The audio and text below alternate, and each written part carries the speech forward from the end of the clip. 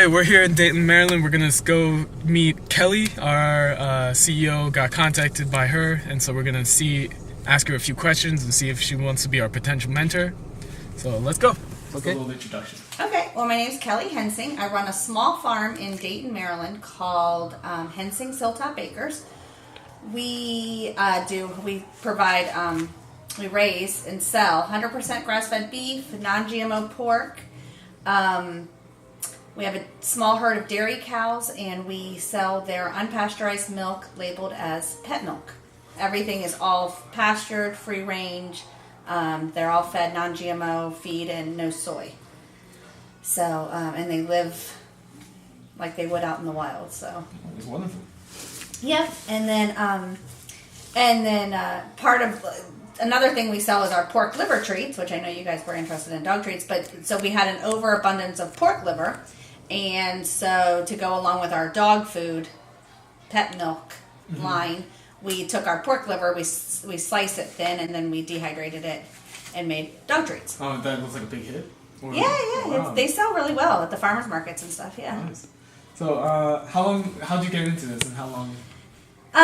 We moved here in June of 2010, and our family has always drank raw milk. So we've always had, unpasteurized milk, and in the state of Maryland, there wasn't really a way for us to get it legally. So when we moved here, we bought a dairy cow and started milking her, and then we had too much milk, so we bought pigs, and then it just kind of blossomed. Nice. Mushroomed. So for the first one is, how do you recruit?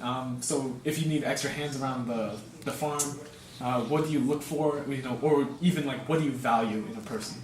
So typically somebody who's strong, because usually it's like cleaning stalls or lifting heavy things, something like that. But to like recruiting, it's kind of weird, but I've never really had to recruit somebody. Typically when I need help, it's kind of just popped up. Either like my customers are like, hey, my son's home from college this summer. Do you need some help? Or, hey, it's just kind of been this weird, it's always kind of just worked out. So the community is pretty strong, huh? Yeah. Nice. Yeah, it is. Is there anything like maybe character-wise you value a lot? Honesty, yeah. We keep... So these are like registered products, like the pork liver treats that you would sell? And so they would be like... So these two treats that were like two products that you're selling, they said like, these need to be feed? Yeah, anything that you sell in the state of Maryland for pets needs to be registered with Maryland Department of Agriculture as feed. And so you pay $100 for it every year? You pay $75... So you come up with your recipe, and you have to send it in for lab food testing, which I think I finally found it was going to run me $300 and something for. So then you get your food testing done, and it tells you how much, because you have to put it on your label. You have to put your crude protein, your crude fat, your crude fiber, and your moisture.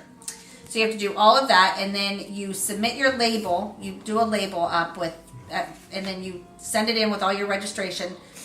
And it's $75 for each product with Maryland Department of Agriculture. Then later on, and I didn't know this, nobody ever told me, I got the $100 per product spay-neuter fee. Oh. It was, yeah. Things pop up and things go wrong. Yeah. Oh, wow. Yeah. So now, like for our pet milk, that's very, very prosperous. So that pays for the registration and the food testing and you only have to do the food testing one time. You don't have to do that like every year. But you have to do the $75 every year and the spay-neuter fee every single year. After our talk with Kelly, she's agreed to be our mentor and answering the kind of reflection questions after our meeting to what elements of the business model canvas have changed. We have decided that the communications and outreach that we do has to be a little bit more active in our key activities and much more central to our operations. We also have found out that ever since launch day, we need to adopt a certain type of operations model, which includes pre-ordering and delivery on a certain day. We can't sustain brick and mortar sales in one physical spot, but we can do promotions that way, which will get a lot of community people and community dog lovers and pet owners to use our service. what is needed to make our first sale is a lot of advertising, again, to be very active. We need to do a lot of samplings so people hear about us, do, again, that outreach, and expand our menus to make variability to appeal to the market and our customers. And lastly, what advice... Good enough. She mentioned variability How do I export this shit? and simplicity. What? Doing these changes should help us with our operations and our sales, and definitely expanding our market by establishing a community around College Park in Maryland, and local dog stores is hopefully where we can put our foothold in our niche market.